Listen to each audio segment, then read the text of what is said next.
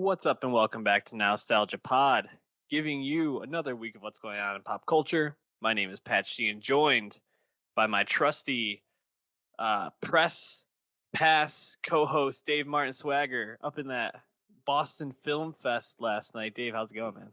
We smoking that Dune spice pack tonight, baby. Let's go. Yeah, so you went to a screening of a film that you're going to talk about today called Parallel Mothers at Boston Film Fest. But what was just the overall vibe there? Yeah, so this is my second time going in person to this. Last year was virtual, and it's just cool.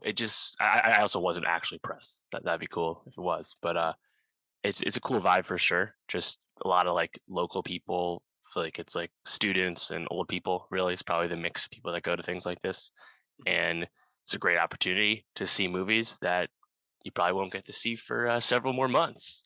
In some cases, so it's always cool to see that. But it's definitely a lot of people that are big, film heads. You don't always encounter that at a normal screening. So in my case, having people laugh out loud at a Spanish movie reading subtitles, it's not something you experience all the time.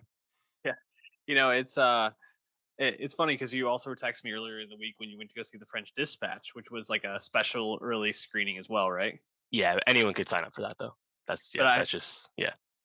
was just gonna say, I feel like you've had some interesting and some really positive film and theater experiences recently. Like not only this, but you saw gosh, what was the movie the week before? Last Duel. Yes, Last Duel with a nice crowd, whereas I was the only person in the theater for mine. Right. So. On the other side of this, I saw Dune in AMC Dolby Cinema as it was meant to be seen, and my theater didn't have the file loaded properly in the projector, so it started an hour after the fact.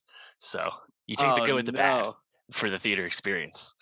I guess you just had to be knocked down a peg after too many positive experiences, right? That's the way it goes. And to their credit, they didn't play a second of previews once they finally got it right, so that did save some time that was lost. So all good. Well, Dave, we got a lot to get into today. Well, actually, maybe not a lot, but some good stuff to dig into today. Some major things, no question. Yeah, so we should probably hop right into it. If you're not already subscribed at youtube.com/nostalgiapod or soundcloud.com/nostalgiapod, just go do that. Also follow us on Twitter at nostalgiapod. Dave, let's start with an album that was a bit of a surprise in terms of release, but a really welcome surprise. JPEGMAFIA dropping his newest album, LP. And we did talk about All My Heroes Are Cornballs, I believe, right? We did. Yes, 2019, his third album. This makes his fourth. I went back and I mean, he dropped EP last year, so it makes sense that there's a LP follow up to it. Yeah.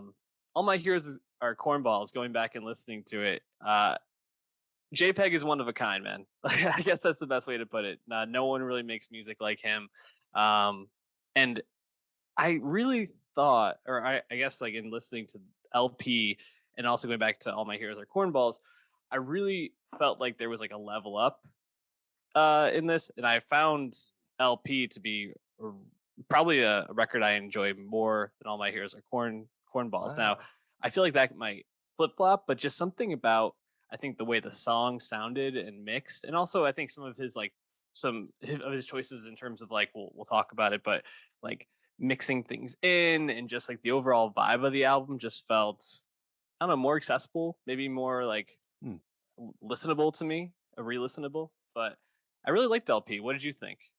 Yeah, so I'm also not sure if it's LP or LP exclamation point. Exactly how what he's calling LP. LP. Yes. Yeah, definitely surprised. Wasn't expecting this. I think other than maybe Bald, all these songs are new. Maybe a few others had come out. Bald and the Bald remix, anyway. Yeah, it's funny to hear you say that because I think to most people, that album previous to All My Heroes Are Cornballs, Veteran for 2018, that was the huge level up in terms of getting a lot of online notice and engendering a lot of fans and all that. And I think LP is kind of in the spirit of everything else he's been doing, in the sense that, as you said, he is unique. He is hard to pin down. He just does a lot of different shit all the time, whether it's really in your face lyrics and reference points bordering on trolling, whether it's using extensive auto tune and not rapping at all on a song. It's really hard to predict what's going to happen.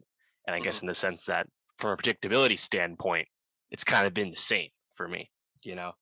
Um, I don't know if this jumped out at me anymore than Cornballs, but I mean, I think there's still a lot of songs I like. If anything, I think one of my favorite things to notice was a brief through line here. All My Heroes Are Cornballs has a song called Bad Bitch Tear Gas, which is a Mm. very short sung cover of part of TLC's No Scrubs.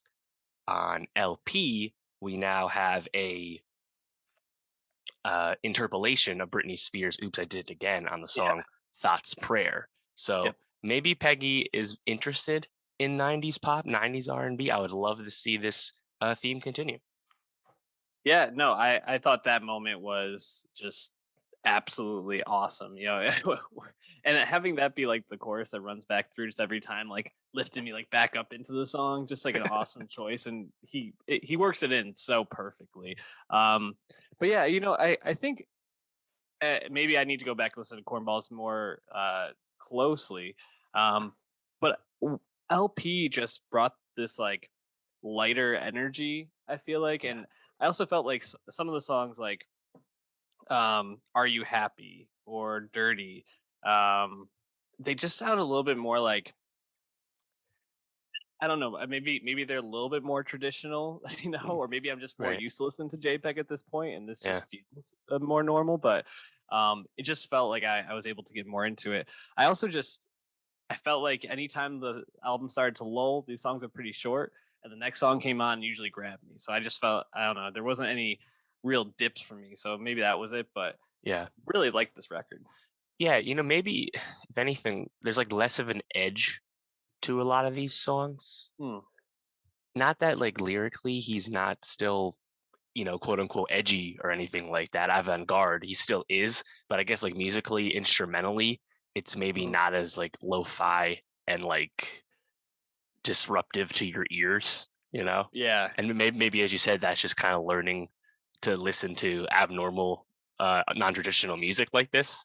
Right. But maybe on the other hand, he might be smoothing it out. I do think there's like less like hard bars rapping on this than on past work. I think that was kind of obvious. He Yeah, true. uses a lot of more like sung interludes and stuff like that. And even on lively songs I like Rebound, just rapping, it's still not as hard as like something else from his past. So I guess Sure. there is a bit of a transition. Yeah, I guess there's no like, I can't wait till Morrissey fucking dies on here or something like Yeah. that. It, you know, I also feel like he like switches it up a lot on here in terms of like sound and what he's going for, and I think in listening through, it feels like one of his only like contemporaries in terms of like crafting songs is probably someone like Earl Sweatshirt. You know, just because of like the uniqueness and the just like choppiness of the songs and unpredictability of where they're going. Um, but I feel like what he does differently from Earl, I mean, obviously not as strong of a lyricist, I would say, although he still can definitely spit a bar. Um, is I think he just made songs that were like fun to listen to or more enjoyable to listen to. Like something like Cutie Pie really stands out to me as just like riding this like slight drum loop and just like really smooth and this like bass line in the background. But then like you mentioned, what was the song with Britney Spears? Is it Thoughts Prayer? Like just Yeah. super fun. Are You Happy follows that one up, and that's great. And then Damn Damn Damn might be my favorite song on this whole thing, man. Studying my footwork, I'm James Harden. Come on. Yes. This record is great. Like just it's Yeah. good stuff. Again, I would say Earl isn't as weird as Sure. Peggy from Yeah. a vocal perspective, so it's Good really point. hard to find a true contemporary, and that's what makes him so fun and cool. Yeah, absolutely. Any songs that we didn't shout that you wanted to? I liked OG, OG exclamation point in terms of a short non-traditional song, a lot of instrumentals going on. I think that's a good example of like his outside the box song making. Yeah. I think we shout out a lot of them, but I just wanted to shout out Dirty again. Really enjoyed Dirty. Dave, from one New York City artist to another, Parquet Courts. They're back. 8th album. We've only been really tuned into them since their last one, Wide Awake, in 2018, which I think brought them their most success and critical acclaim to this point. Although, I think they're a group that still kind of resides in that like B tier of like rock, and specifically like I guess they're in like the punk dance rock scene now. Yeah. It's kind of hard to like really label them, but a lot of the narrative around this album, Sympathy for Life, is about how they're finally embracing dance into their sound, and like using a dub machine to try to build out their sound a little bit more. They were up in the Catskills in New York. Shout out New York greenery and wilderness, but doing these like long jam sessions that got cut down by their producer to make like these songs. I gotta be honest, I don't find anything on here like super different from Wide Awake, and I don't know if I totally agree with like all the narrative around like how different things are, but I still think there's some songs on here that absolutely slap. I just don't feel like it's as I don't think it reaches the highs of Wide Awake consistently. But how did you feel about Sympathy for Life? Yeah, I liked it. I guess I share a similar sentiment in the sense that wasn't like super blown away by anything, but I also didn't really dislike anything either. It's pretty good and cool to read, as you said, that they did a lot of this pre-COVID, and as you said, they kind of like chop a lot of this down later and even like change what they want to convey with the songs during quarantine in terms of like a message and stuff. And it's cool to see like the inspiration from like club shows and that energy and that scene seems to take a lot of bring a lot of inspiration into the music. Obviously, I don't think when people think of like club music, they don't necessarily think of this, but like I think the energy of going to clubs and like that community is what they're trying to convey a lot. And yeah, so I'd say it's still pretty good. It's better than most rock that I hear these days. I think they're really solid, and like they're just jamming out. It's fun. Yeah, no, I mean, I think this is still a really good album, especially when you're grading on the curve of rock albums nowadays. But I shouted out their producer. I want to make sure I mention his name is Rodide McDonald, and he's worked with like a bunch of really famous people, from King Cruel and the XX to Adele and Sampha, and probably more recently people groups like Savages are like at the top of his list there.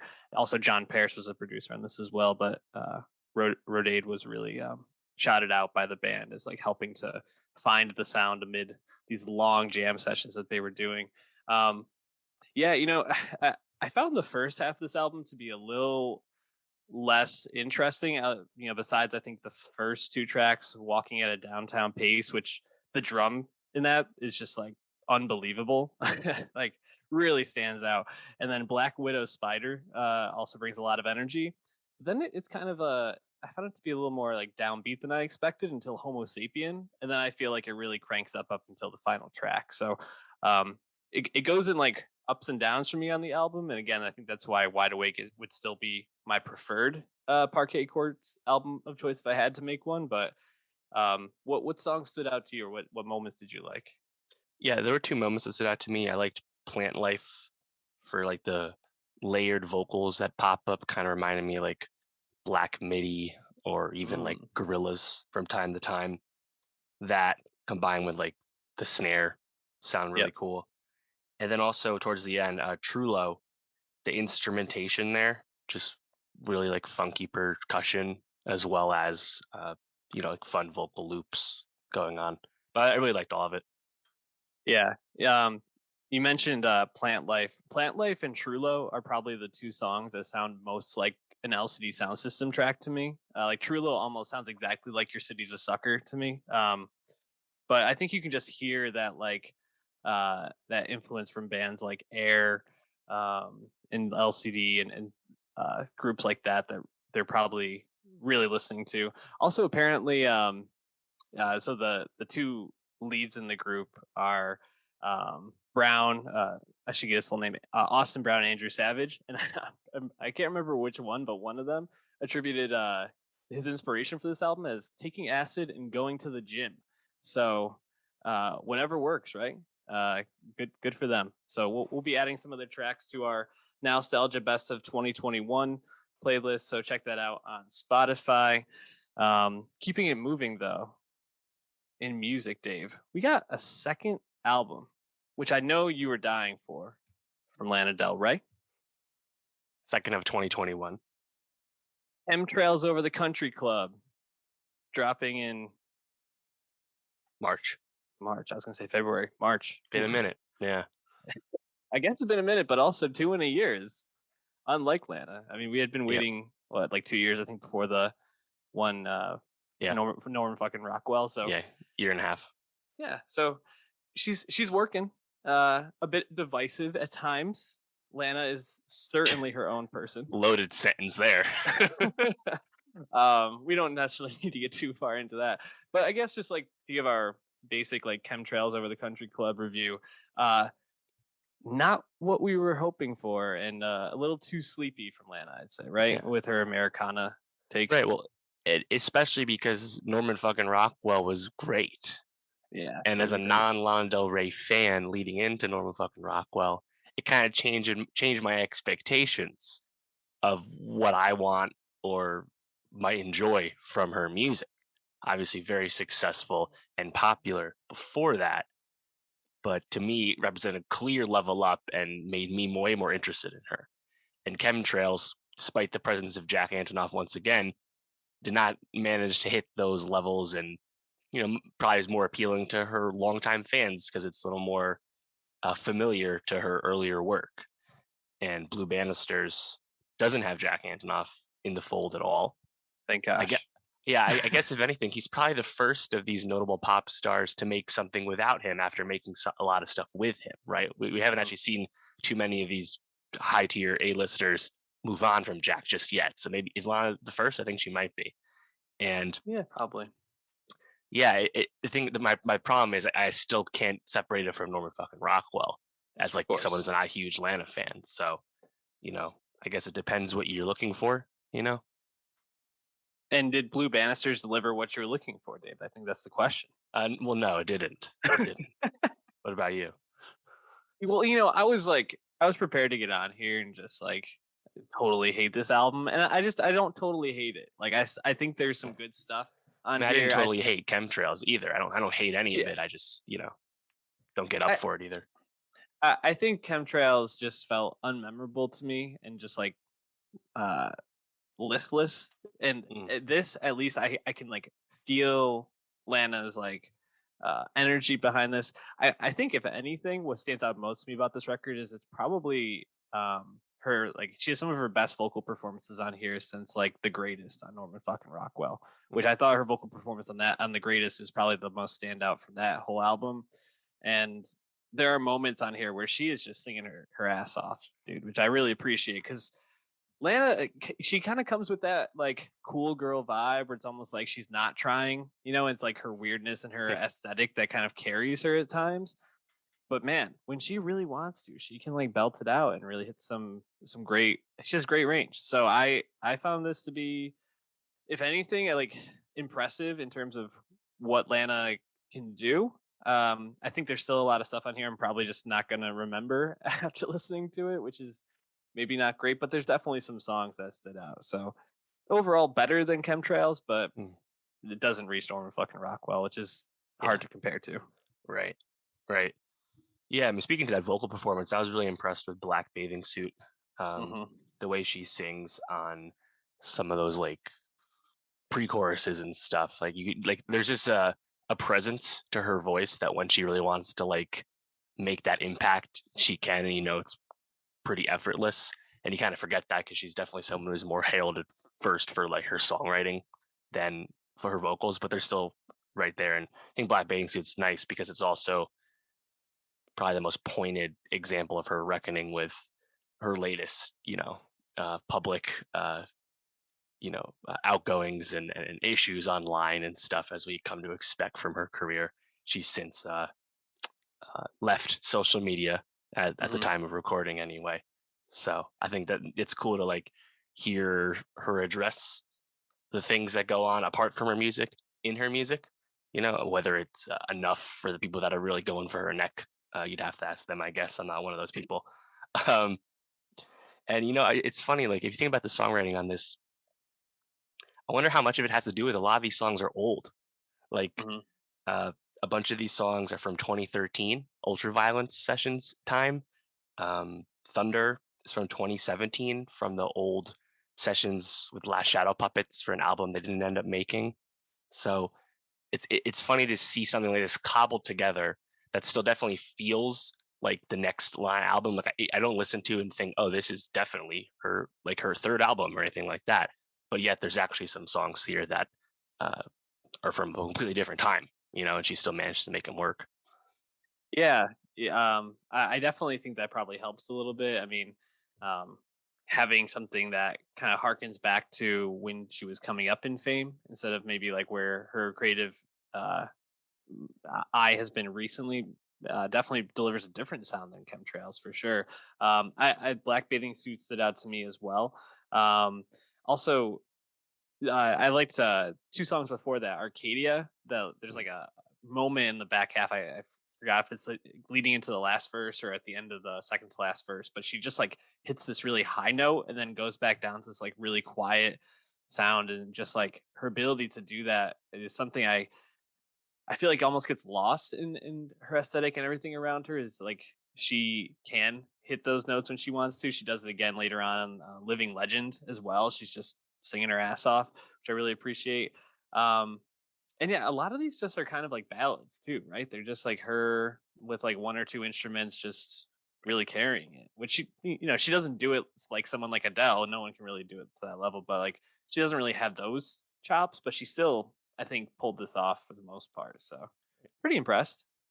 Yeah, Interlude the Trio really made my ears perk because of those like out of nowhere drums that are sampled from a Ennio Morricone score. I was like, who the fuck Dude, thought of that? That was just so random.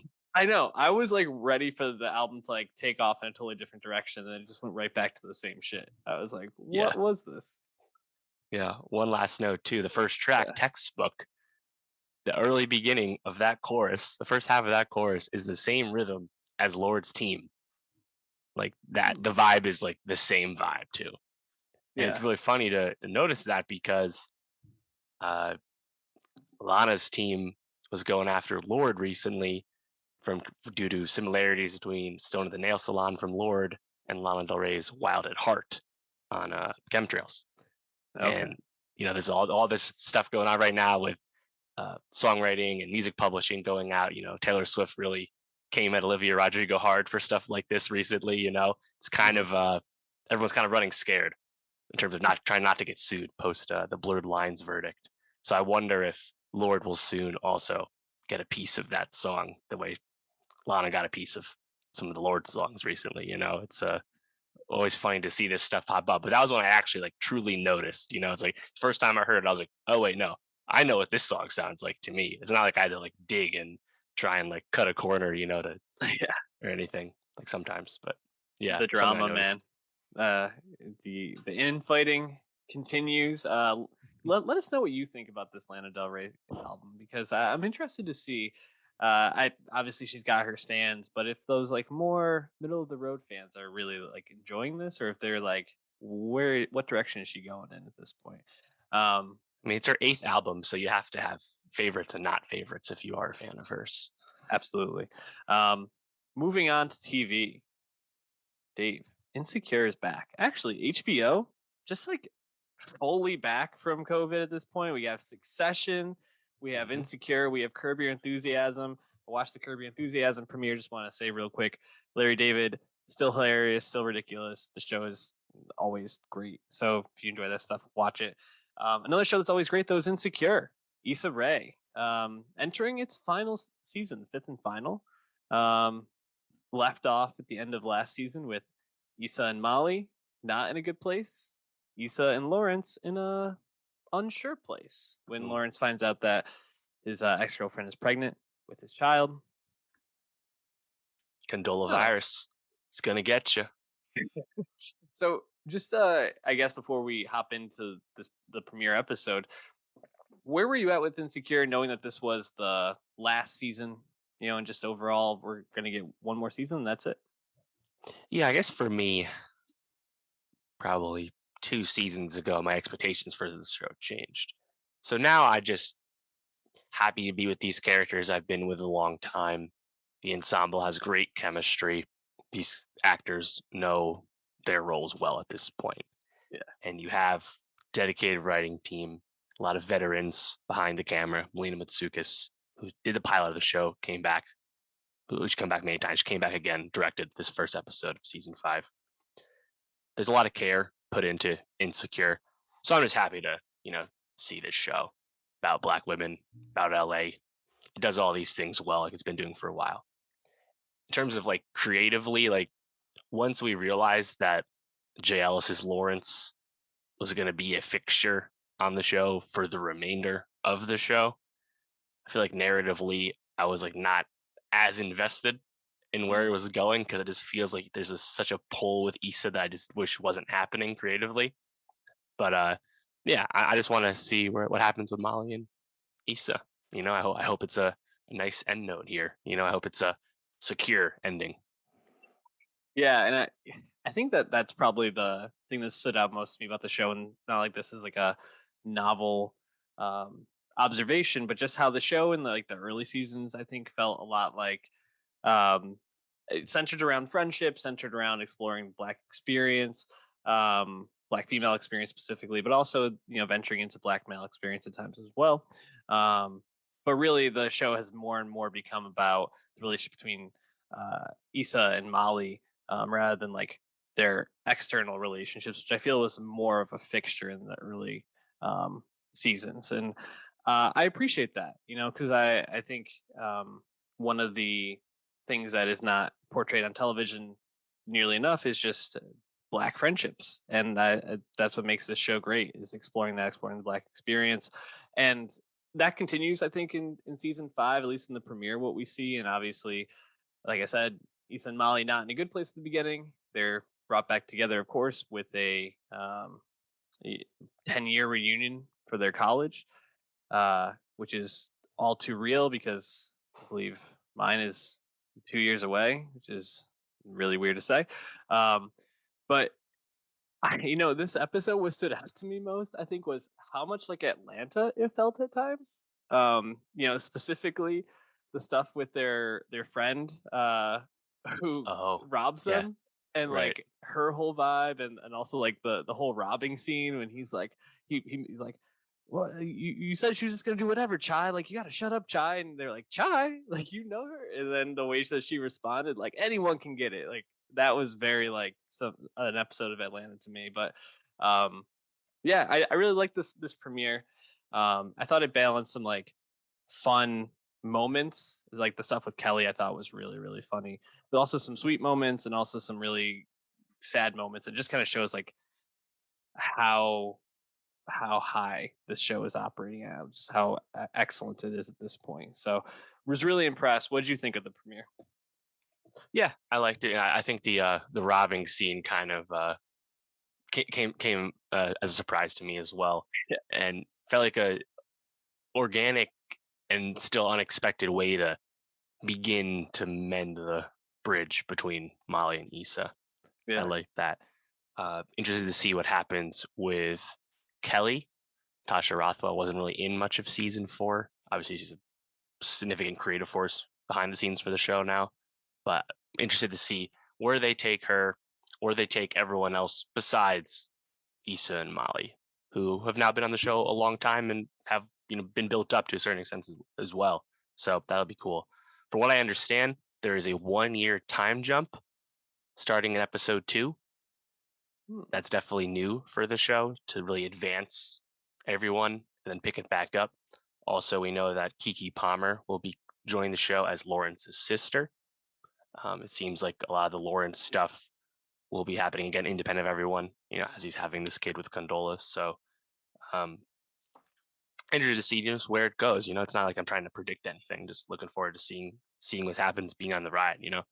And it's still gonna look good. It's gonna have good music. We had Kamaya and Too Short, among others, come up in the first episode here. So yeah, Insecure.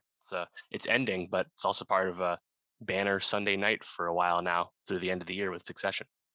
Yeah, and you just see episodes like this where you have these funny moments stitched in with like the sweet moments with um Kelly, and her them like really talk about how wonderful a friend she is to them, how important she is to them, and then cutting right then to next to the scene with Lawrence and Issa, and just how like sad and like heartbreaking that was. And you can really, I think, see why Issa Rae as a creator is just so sought after right now.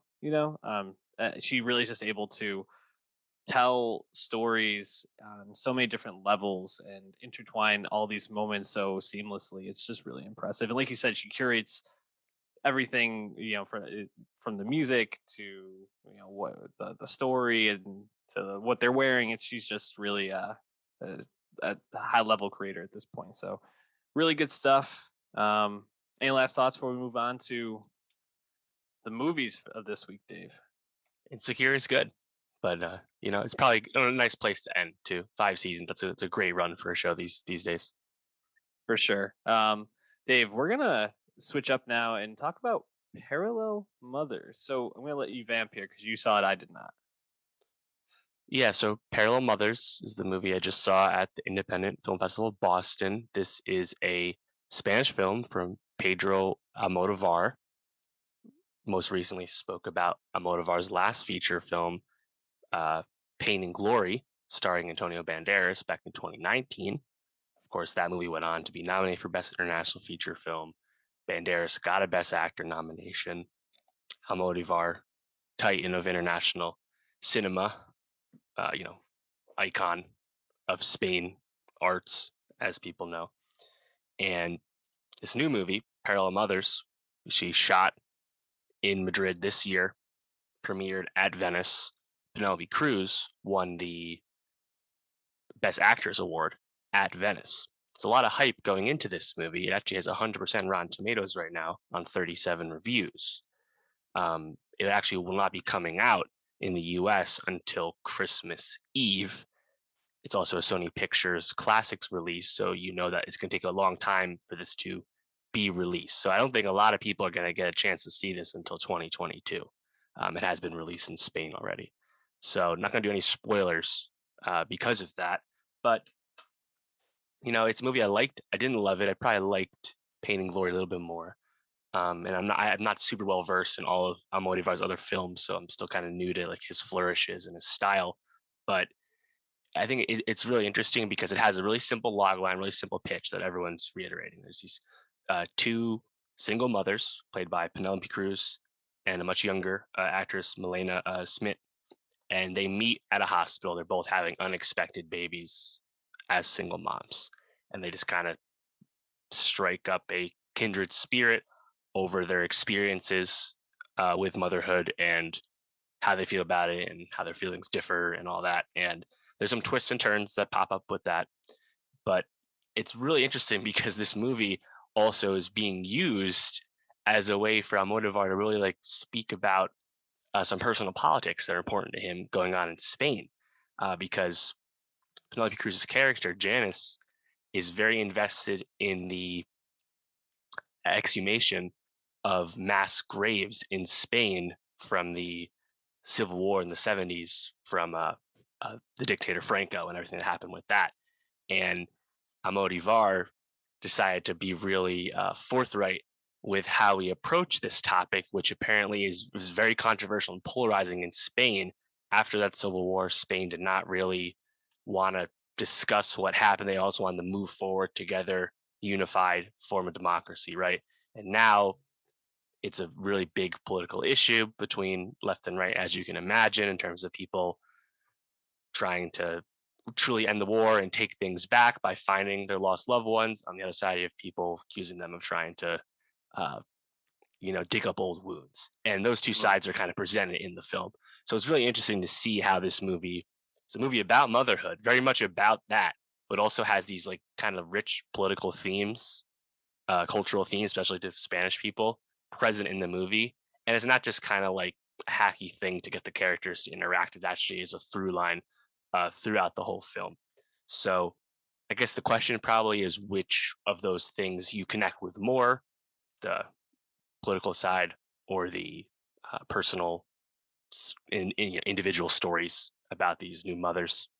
I guess that's up to the viewer, but I liked it. I thought it was pretty good. It was funny to see the humor land in the crowd. I was seeing it in. There's a lot of funny lines played for laughs in terms of the appearances of certain physical appearances of certain characters. I'll just leave it at that. So yeah, I'd say Parallel Mothers, or it's Madres Paralelas in Spanish. It's gonna be a while before most people can see it, but Penelope Cruz, Best Actress. It sounds like there's gonna be a run. See if that happens, and she is quite tremendous in this film. And she's a muse of Almodóvar. Been in many of his movies, of course, but I think she was really great. So I'd recommend it. Interesting. But you said you wouldn't put it above his other film, right? Yeah, I like Pain and Glory just a little bit more. I think that maybe it's just because I that personal story I invested it a little bit more. I thought Banderas, who was also tremendous in that, um, that was kind of like a work of autofiction on Modivar's putting a bit of his own life as a creator onto Mhm. that character. Really connected with that one a lot. This one, um, I think part of it, honestly, is I saw this at 8 p.m. on a Sunday night, and I was kind of tired. Uh, and Yeah, it's tough to watch a subtitle movie sure. when you're not super awake. So I think that probably had something to do with it. I still appreciate Mhm. the movie though. So yeah, Yeah, I'd still recommend it. awesome. Well, I can't wait to see that. Um, we're gonna move on from that to some bigger films, but definitely something we'll circle back to if I ever do get to it. We both got to the French Dispatch this weekend, though, Dave. Um, not out in a ton of theaters. I think you said only like 50 or so. Yeah, under 60 theaters, limited release so far for the French Dispatch. From Searchlight, but it did have the highest per theater average. Uh, of the pandemic era in terms of art house film. That's kind of been a big concern in terms of independent movies made for adults not really making any money at all as older audiences are reluctant to return to the box office. And yes, this per theater average was still below that of Isle of Dogs and Grand Budapest, but it was still really impressive compared to for the times we're in. So it's nice to see the early buzz for French Dispatch in terms of people in major cities going to see it. Wes Anderson puts asses in the seats, dude. The theater I was at was absolutely packed. I went on a Friday night to watch it. Um, and I just want to say Jacob Burns Film theater Center, yeah. in Film Center in Pleasantville. Great. They make you show proof of vaccination, everything like that. Just overall good stuff. So appreciated them. Um, this is like the most Wes Anderson film to date for sure. Oh yeah. Like we did a rankings, Wes Anderson film rankings. Check that out on our YouTube page, youtube.com/nostalgia pod. Um, and we went deep into all the movies, but this being an anthology film, it's like he just got to make 5 different Wes Anderson movies and just stitch them all together. And Yeah. it if you don't like Wes Anderson, you're not gonna like this movie very much. And I've seen some people with a little bit of like, all right, this guy's a little too much. So some of those takes are out there.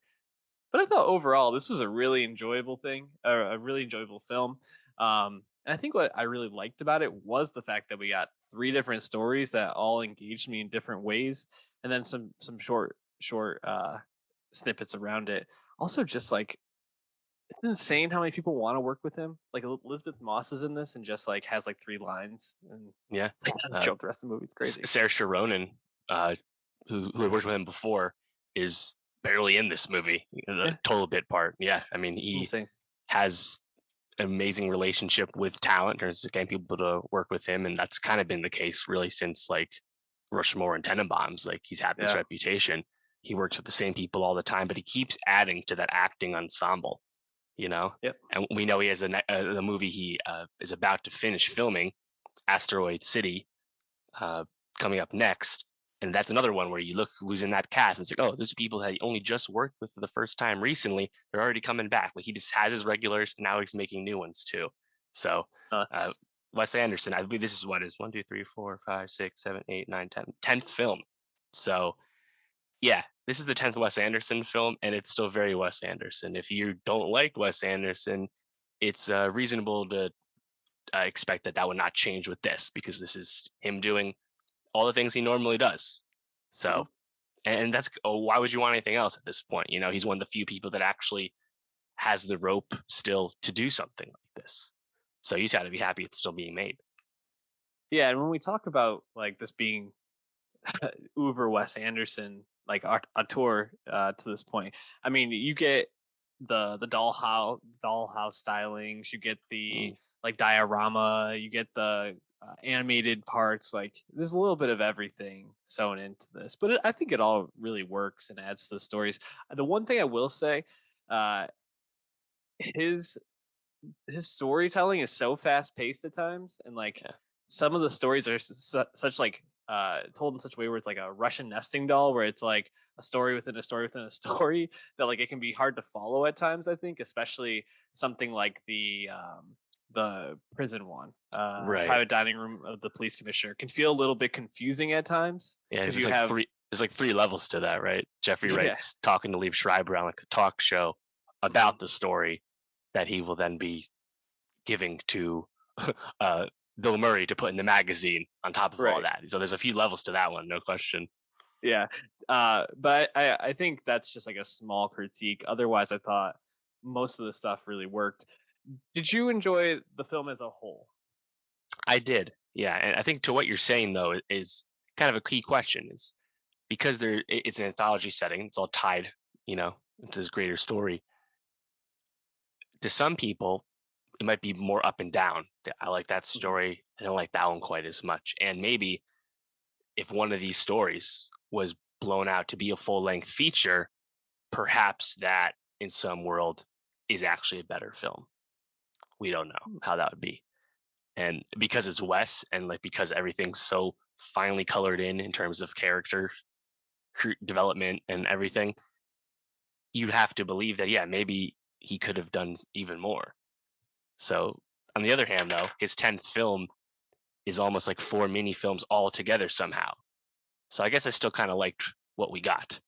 So yeah, I think because it's fast paced, because it keeps moving to the next story and you don't know what's happening next, I was still really invested, even if I obviously had a favorite, you know, moment versus something else because again, it keeps changing.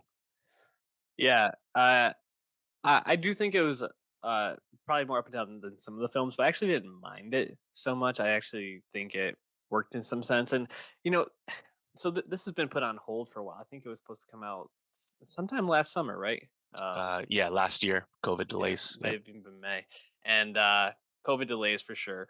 Um, and I think this was kind of just supposed to be like a little like love letter to the New Yorker, which Yep. obviously I think the French Dispatch in and of itself is just a fictional version of the New Yorker is Right. supposed to be. And an Asteroid City seems like the film that he was really just like focused on. It's his biggest one to date. That's supposed to be like amazing, but what we got, I thought was just really wonderful and charming, and uh, just really like I left just thinking about it a lot. Um, and I gotta say, there are parts that don't work for me. The Owen Wilson begetting, I thought was like whatever, kind of fine. See, I But thought then that I was so get, funny though, and oh, even you if it, did? yeah, I thought it was pretty fun, but it's also only Uh, like 2 minutes. It's like barely there, you know. So I was happy to see right. it, you know, watching But him on the bike and all that. yeah, riding around on Wii. Yeah, I thought it was a good introduction, and there were definitely some funny parts. I gotta say, my theater was like really laughing at that part, so maybe it Mhm. just didn't tickle me the same way. But then I really love the first one, the Concrete Masterpiece. Yes. Definitely my favorite of the three. Um, I think it had the funniest moment in it for me, when Tilda Swinton is going through the slides and shows the picture of her naked instead of the one of that's the guard. me. Oh, that's me. This is the wrong slide. And just like lingered on it for a second. Just really, really hilarious. But yeah, I loved the relationship between Del Toro's Moses Rosenthaler, and then Leah Seydoux' Simone, who I gotta say, after seeing her in No Time to Die and then here, night and day to me. Like she's just so much better in this film, in my opinion. Maybe it's the role, maybe it's the writing. I think it's definitely the role. Yeah, but definitely. And then I loved Adrian Brody in that one too. What did you think of that one? Yeah, so I like that one. I think that one's really good. It's funny to reckon with Wes's relationship with like the real world. For the most part, he always just makes fictional locations, fictional, more aspirational versions of places, right? Like the New York City and Red Tenenbaums. Not very recognizable. It's kind of an amalgam and idealistic, pie in the sky type of New York. In this case, right, we're in this fictional French city, but he actually manages to like take a lot of inspiration from real life. So many of these characters are based on real people. Many of them, obviously, figures at the New Yorker, like Harold Ross and James Baldwin and Joseph Mitchell, etc. But even like Adrian Brody's character in that piece is based off a famous art dealer who was profiled in the New Yorker decades ago. So it's kind of cool to see him do this because he hasn't really done this too much. Yeah.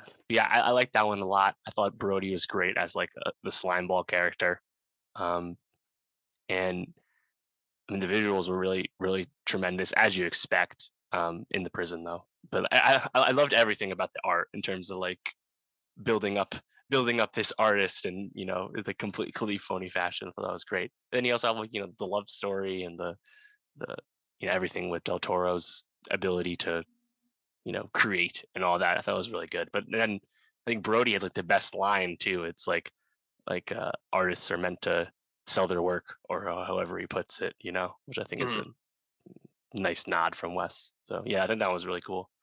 Yeah, I thought that one was great. Also, just there's something about the Wes Anderson scenes when like someone's trying to leave and they're like, "Oh, there's a bunch of people outside," and then they like cut to all the people outside and they're all just like waiting behind the door with like a knife or something. Yes, I the just always prisoners. find that like just super funny, and he really pulls it off well in that one. But yeah, I thought that one was great. What stories stood out to you? I mean, there's only 3 of them. Yeah. But which one was your favorite?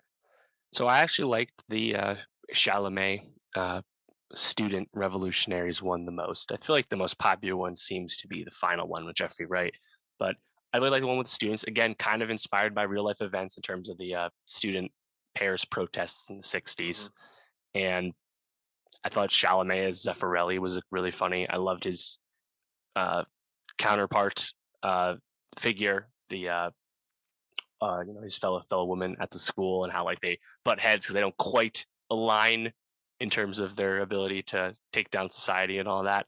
Love that. I think everything with the kids was really cool. I think the way they set that up too, and like the motif of like chess coming back and stuff. Really liked all that. That one also shifts between black and white and color, similar to the prison one or the artist one. Actually, wait, was that one only in black and white? Come to think of it, I don't remember. It was definitely no, it's definitely in color because you see the color on the paintings and stuff. Yeah. So yeah, I thought that one was pretty cool. Double dose of Chalamet this weekend, of course, with Dune. McDormand. I guess like thematically, that one's like not as like meaty on the bone, but I was like just super invested in like watching these kids, try and stick it to the man. I was like really invested in it. It's very, very familiar, the thematic thing in terms of like very liberal college students and all that. But I thought that was really fun. Yeah, I thought that one was fun. It also had by far, I think, the biggest standout performance or surprise performance from Lana Kudry as Juliet in that one. I just thought she was like magnetic on the screen and definitely seems like a Wes find, so to speak. We talk about these characters or these great actors just getting a quick moment. Christoph Waltz comes in for one scene just to get dunked on by Frances McDormand, and then never is heard from again, or I guess you see him one more time in the whole thing. But yeah, I really like that one a lot. I think obviously anytime you get Chalamet and McDormand together and do a little fanfic with them, can't hate on it. But yeah, no, I thought that one was really fun. And then I really liked the last one too, the private dining room of the police Mhm. commissioner. Just really giving Jeffrey Wright, uh, that James Baldwin-esque role Yeah, to it's the best vamp performance in the movie for sure. 100%. And I think it also has the most like moving, um, I don't know, like themes to it, so to speak. I mean, Yeah, the whole like final line where him and Bill Murray are talking about the line that he cuts out because it's too sad, from the chef, played right. by Stephen Park. I just thought that really hit home and nailed it. And yeah, I mean that is probably the most loaded of the three. I mean, you got Jeffrey Wright, you got Liev Schreiber, Ed Norton, Willem Dafoe, Saoirse, like you mentioned, just in like a bit Yep. role. It's really really good stuff. I did not like expect this because I didn't remember they were all in the movie, but we kind of have a nice like reunion of major figures in the Daniel Craig Bond verse Hmm. between Jeffrey Wright, Lea Seydoux, and then Matthew Almaric, the villain from Yeah, Quantum of Solace. Yeah. I know. When I I saw don't him, think I any of them was even like, interacted in the Craig movies, to be honest. I don't know if they share any scenes at all, but they're all obviously major characters. yeah, absolutely. No, that was funny. Um, yeah, I really just thought this was a really nice film, and I liked the ending too. Obviously, Bill Murray's playing Arthur Howitzer. I guess he's the through line to all of it. He shows up in each Yeah, one, talking with the he's the Harold writers. Ross stand-in. Yeah, and when he finally dies, at the end, the way that they all come together, I thought was just a really like nice and poignant way to like end the film. So Yeah, how they like they start writing it one yeah, after the other. Really nice. let's write it together, which obviously, a West theme of family that isn't Yeah. actually family, but that you create for yourself or find for yourself comes through. Also, what he does in real life, always writing with his boys, Yeah. Jason Schwartzman and Roman Coppola as well. Um, I I guess the question has to be where does this fall in your West rankings? Yeah, I'd say it's definitely in the middle. Like, I don't think it's Mhm. approaching the top tier, Yeah. which again is fine. It's his 10th film. Not everything can be the best, Right. but I still liked it, I don't really like Darjeeling. This is nowhere near that. So Yeah. that's really Uh, all I cared about, honestly. It's just make another good one. That's good enough for me. yeah. I mean, it's not Tenenbaums. It's not Budapest. Probably Yeah. somewhere in that like B range, right? Yeah, I'd say Yeah, if so. you're doing rankings. So And I mean now too, it's all focus is on Asteroid City because the hype is real with that one. All the usual suspects and trademarks apply, but the fact that it's his biggest movie to date, somehow Wes Anderson's getting his biggest budget yet, despite the precarious state of adult dramas these days. You love to see it, so I'm very excited about that, and that might approach the scale of Grand Budapest. We'd like to think.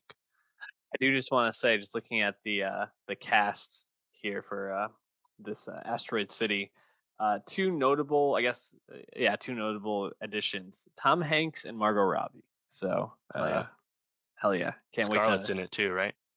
Yep, Scarlett's in it too. Although she did a voice, I think, for Isle of Dogs, if I'm Right. remembering Yeah, her correctly. first live action one. Also, Maya Hawke in this one. So, mm, Nice. yeah, Oh yeah. definitely excited to see Asteroid City, but go see the French Dispatch. I think you'll at least find it to be a pleasurable and enjoyable watch. So pretty brisk, what, like 2 hours or however long it is, hmm hour I mean, 58. considering how many characters and different plots you encounter, it didn't feel long to me because it was moving at such a fast pace.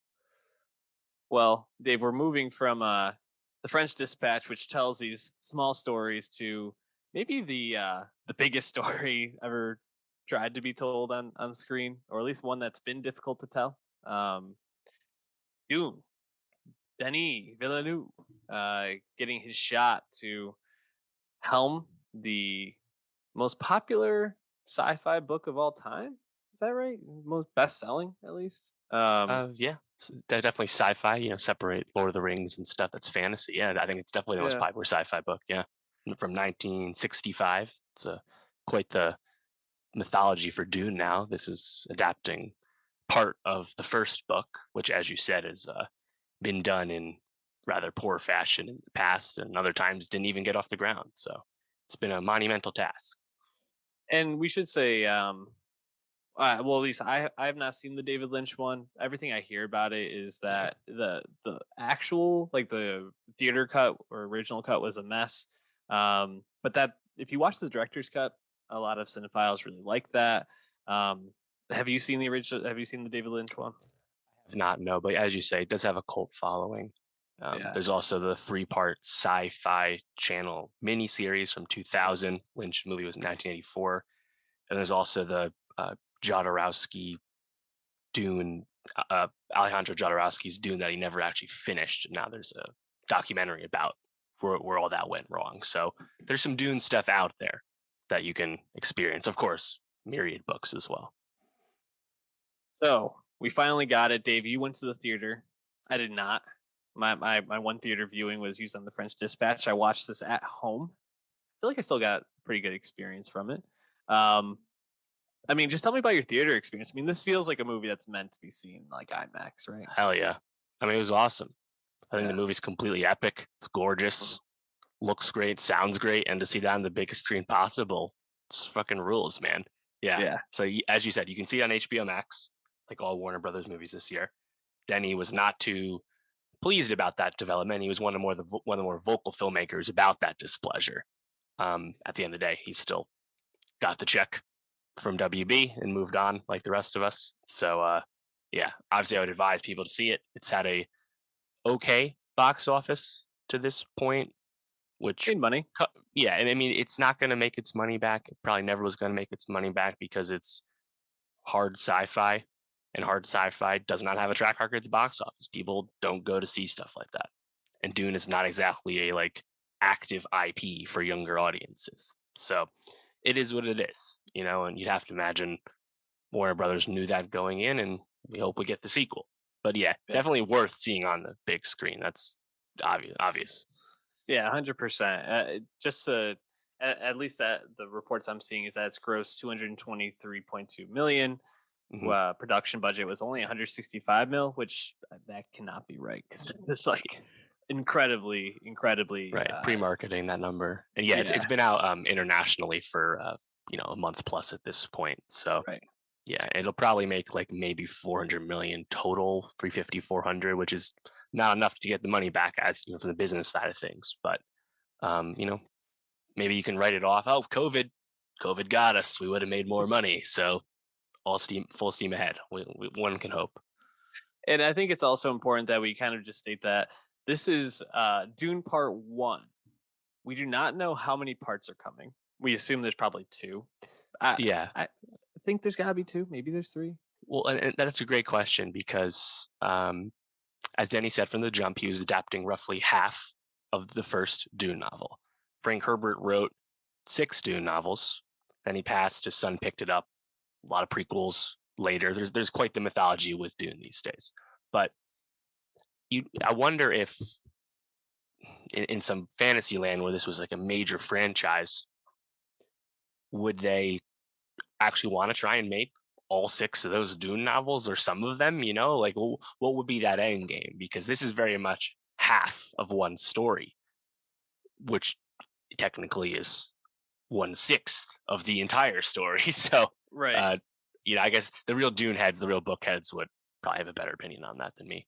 Which I actually have started Dune, the novel, and I like it so far. I haven't finished it. This movie actually made me want to finish the book even more now to see what happens. I'm trying to avoid spoilers for what maybe would happen in part 2. So I mean, some places are saying, well, a sequel hasn't been greenlit. You don't get Zendaya and then have her show up really for like the last like 10 minutes of the movie if there's not going to be a second movie. So right.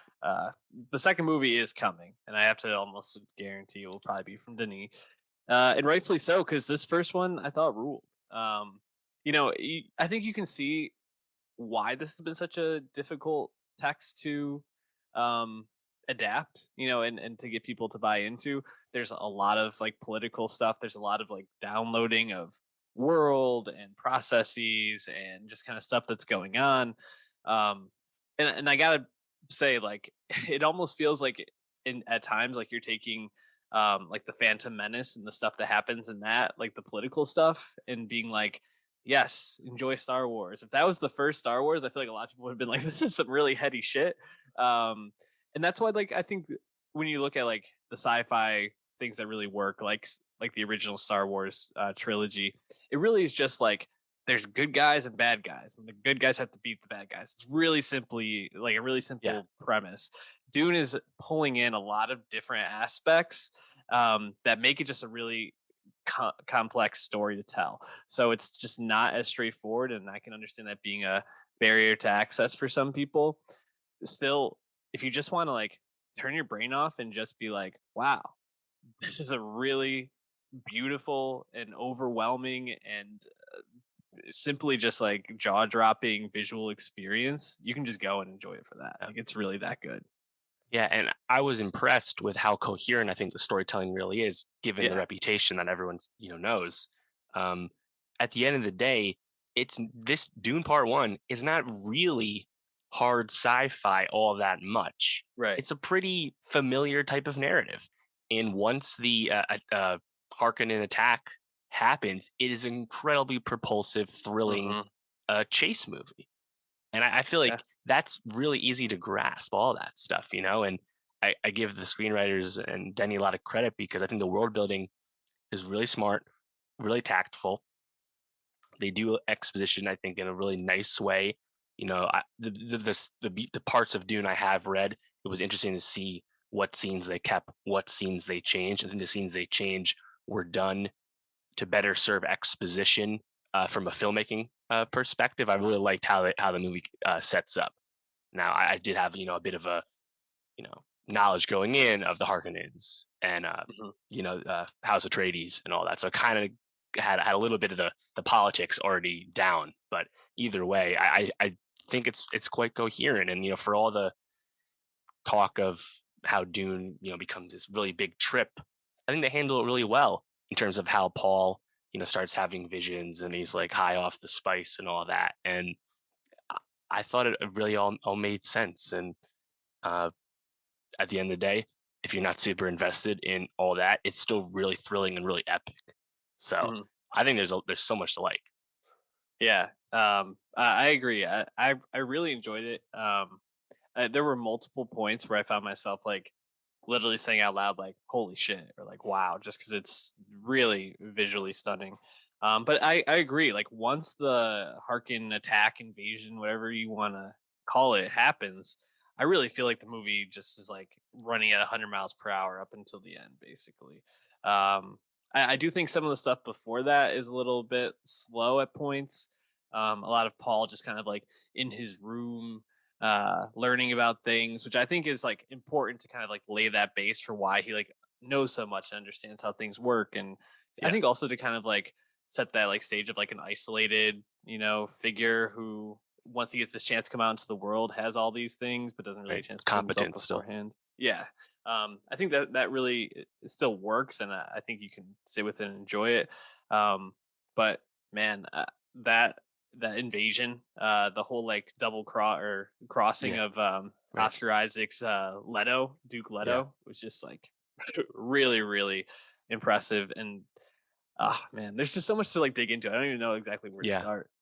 So one of the key changes they do is in the book, I was like chapter 4 or something. Mhm. The Harkonnens are playing this cross, but you also know that the doctor is the mole who's gonna do it. You know that as the reader, like right away. So I like that they actually kind of kept that unknown to the viewer until it happens. You're like, oh, who betrayed Atreides? Who's gonna get uh, Duke Leto killed? Like, oh, it was the doc. And it's because Mhm. they had his wife, right? Mhm. I like that change. I said you would meet your wife. Yeah, Damn. who could have seen this coming? Yeah, that Baron, not a great guy. Yeah, yeah. Um, just in general, like speaking to the world building, I really love the world of Dune and how it's like combat. It's a big focus on melee, hand to hand combat, all that. Mhm. But technologically speaking, even though we have interstellar travel and spaceships and all that, there's no computers. It's much more mechanical and grounded. Like when Paul's learning things at home, it's on like a projector, right? Mhm. And then on the other side of things, you have these Mentat characters, Steve McKinley Henderson for Atreides, and David Desmalian for the Harkonnens. Human computers, right? Like they don't really explain it all that much, but there's like a ton of subtext there for use assumed down the line, but also just kind of like backstory of the Dune world that they don't explain too much because they just have to get a move on with the movie. But I think it's all done pretty well. But just like visually, like I think the technology, like the ships, obviously it's Oh all man, CG, but the ships are so stunning, right? yeah, All those scenes, unbelievable. when they travel in space, incredible. And then it's just on location. They shot in a lot of places, but a lot of the Arrakis sets were in Jordan, and I think it looks incredible. The costume design of the suits that recycle your body's moisture and water looks really great on the desert dunes. Really brings me back to Star Wars shooting Tatooine in Totally. Tunisia, in North Africa. So I thought that was really cool. And it's also funny to kind of reflect on like similarities you see in Star Wars. I actually heard people mentioning Star Wars when I was leaving the theater, because if we recall, Frank Herbert's Dune came out before Star Wars, the first Mhm. movie came out, and yet the Fremen of Arrakis have a lot in common with, say, the Tusken Raiders of Yeah, Tatooine, right? In terms of these misunderstood people of the sand that are, in commune with nature and all that. totally, man. Um, yeah, you mentioned like harkening back to scenes from other things. One of my favorite characters in this whole thing was Josh Brolin, and I don't know Mm, why. I just really loved his performance as like this like hardened like weapon. I guess he's a weapons master, yes, Gurney Gurney Halleck. Halleck, and the scene where him and Timothée Chalamet fight. I mean, that's straight Game of Thrones, Arya and Syrio, like Sure. 100%. Hell yeah. And it's Yep. it's really cool introduction, not only to Chalamet's fighting ability or Paul's fighting ability, and just kind of laying out like the danger there, Yeah. but also you get to learn the shield, that Yeah. the The body shield shield tech. that they Hell have. yeah. Really cool. And then the next scene I really love with Brolin is when the Harkonnen invasion happens, and you just see him like leading the charge of like everybody from the barracks out as like Yeah. everybody's like coming down from the ships. It's just such a cool shot, and like you feel like you're like going into battle. Just freaking awesome. And I mean, I assume Brolin's dead. I don't think we see him die on screen, do we? We don't. And I have chosen not to look this up because I feel like he I'm might not gonna not be either. dead. So I want to If you don't find this see out in the it, books. So yeah, right? I think he might come back in part two, probably captured. You have to imagine. Man, Although maybe they I kill him. I don't know. It'll come up. They definitely, for a reason, did not make that show known. you. Yeah. Same with Stephen McKinley Henderson. But I thought that was awesome. And then I also really loved everything with Oscar Isaac. I thought he was just Oh yeah. super like we've seen him give some great performances recently. I think this is the best one we've seen. Him Wow. as Yeah. Duke Leto. Atreides. Yeah. Yeah, it's just like totally convincing. And then all the stuff with him when he gets double crossed, then he's sitting across from the Baron on that huge table, and just kind of like he's in there naked and just like incapacitated, just like man, he just fucking kills it the whole time. Like Oscar Isaac, good for Yeah. you, man. You needed this. I mean, the perfect level of grace and gravitas and presence that you Yeah. want from this father of Paul and head of this great house. Like it's everything you want from that role. He's Yep. tremendous. I have to say though, I was awfully impressed with Jason Momoa as Duncan Idaho. Just Right? fucking badass the whole time. He is amazing in this. Dude.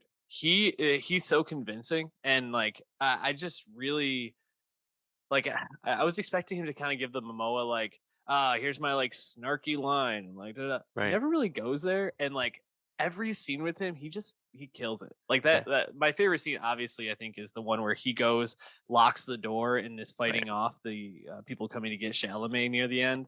But And like I think everything, dramatically it lands so much because he's gonna die because Paul already had the vision of this. yep. And you're just like, fuck no, I love this dude. Hmm. Please don't die. And when he gets back up, when he's like already mortally wounded, he just keeps fucking him up until they really finally get him. So good. But it's a very similar performance to Aquaman, but because the writing is at a higher level, it's great. Like he basically, if he had done a my man to Paul when they meet after he lands the ship, when they embrace, it would have felt totally in character. Yep. I literally love the moment when he's like realizing what's happened and they're fucked. And then he just like goes to the landing platform and like fucks up 5 dudes. And the other guy's like, all right, you know what? Take the ship. We also don't want to die. I love that. Yeah, amazing. And he's just like looking at them like, I'm gonna fucking kill you if you come in closer. Amazing. Yeah, great stuff. You know who else I thought was great in this, and like I don't always buy him, was Dave Bautista. Yeah. And like as the right hand man to the nephew of the Baron.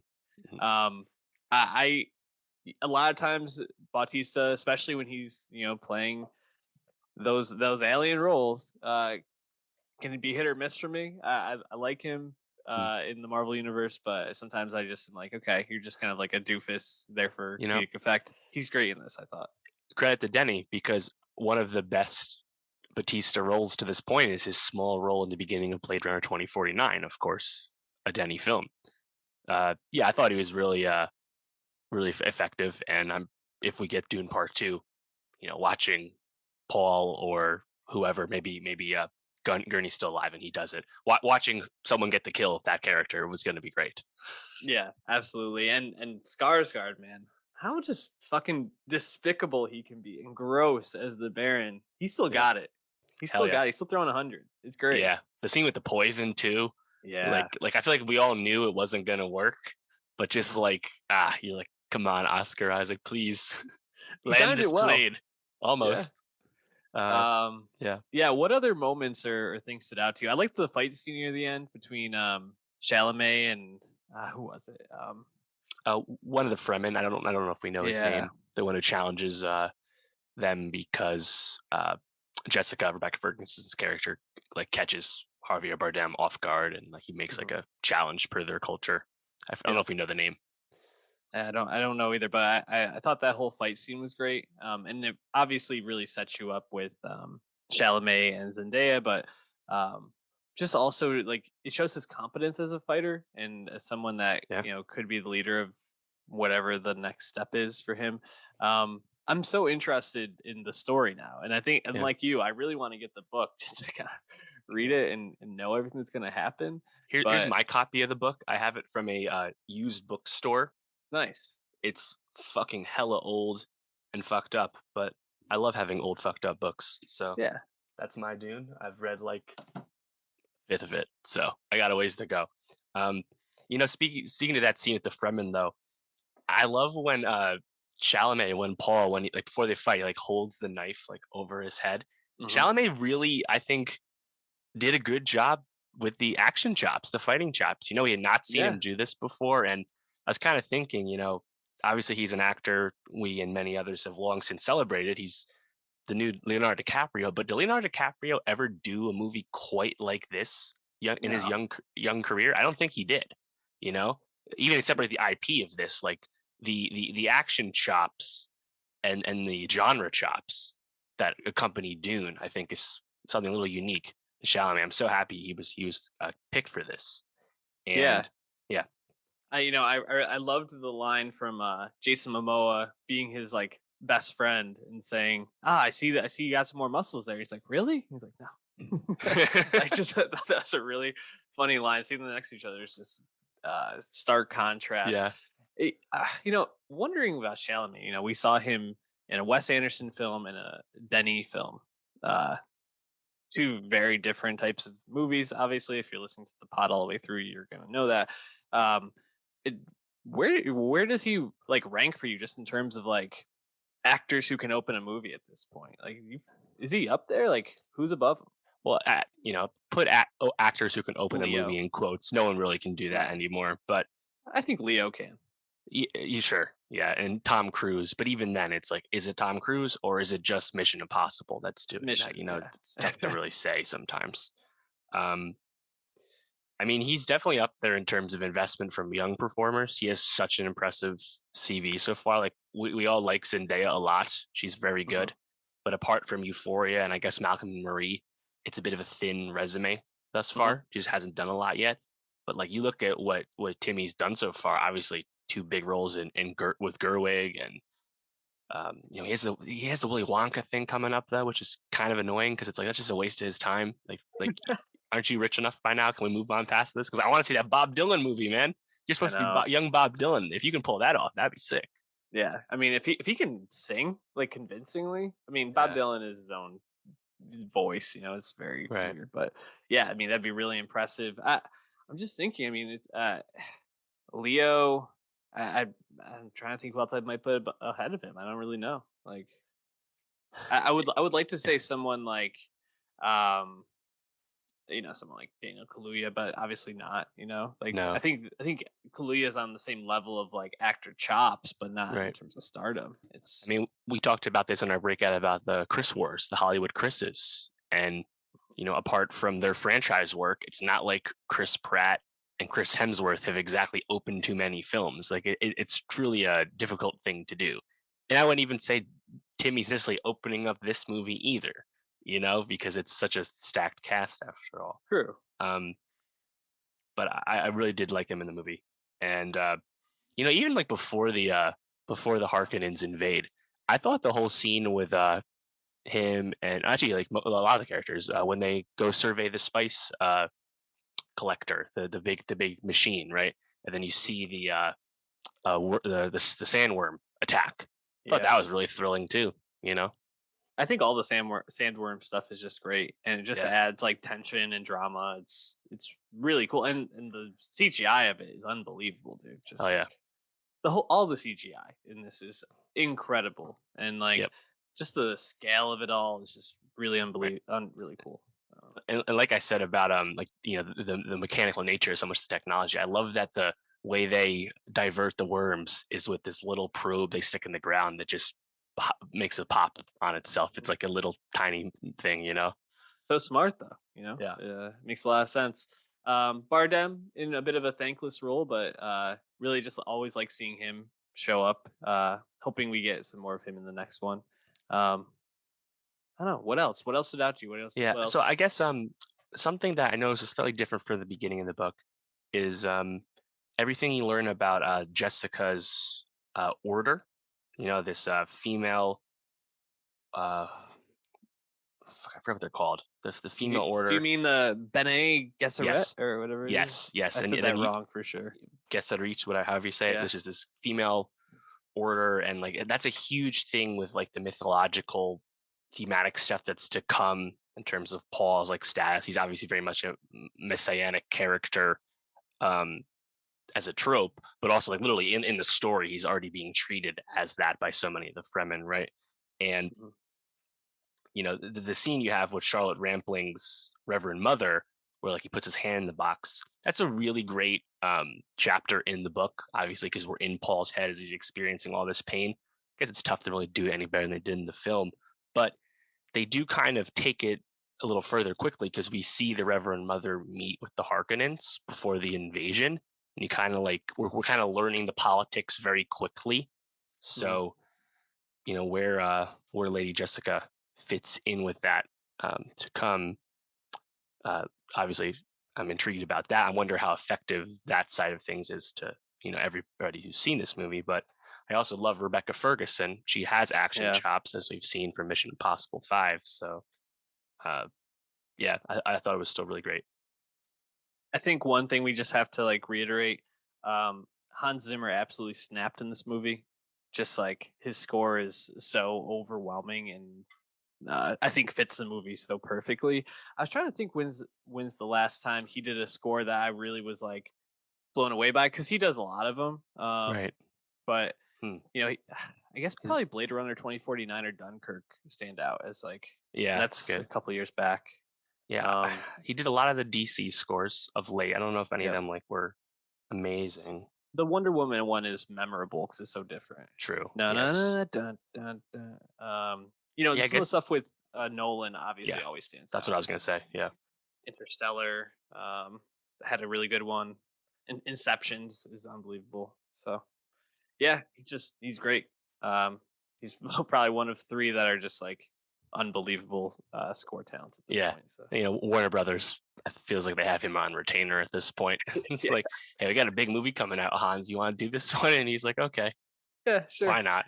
We're gonna hear him in Top Gun Maverick. Did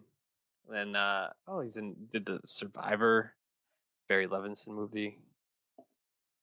Yeah. So, Dune. Go see it in theaters if you can. If not, just buy a really big TV and a really good sound system and watch it at home. But Dave, please watch it in some manner. One or the other will do. Just WB needs the data, and WB and Legendary, who co-financed it, they need the data that people want to see these movies. Yeah, absolutely. Dave, as we wrap up, what do we got to watch or listen to for next week? Yeah, we'll talk about the end of What We Do in the Shadows season 3.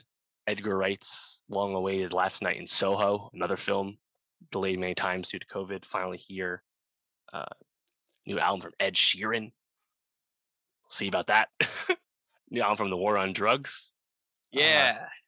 And also Zack Snyder, Double Dose 2021, his prequel to Army of the Dead, Army of Thieves, is coming out on Netflix. Hey, I don't know. Could be cool. We'll be talking about it all and more. SoundCloud.com/NowstalgiaPod, YouTube.com/NowstalgiaPod, and Nowstalgia Best of 2021 on Spotify. We'll catch you next week.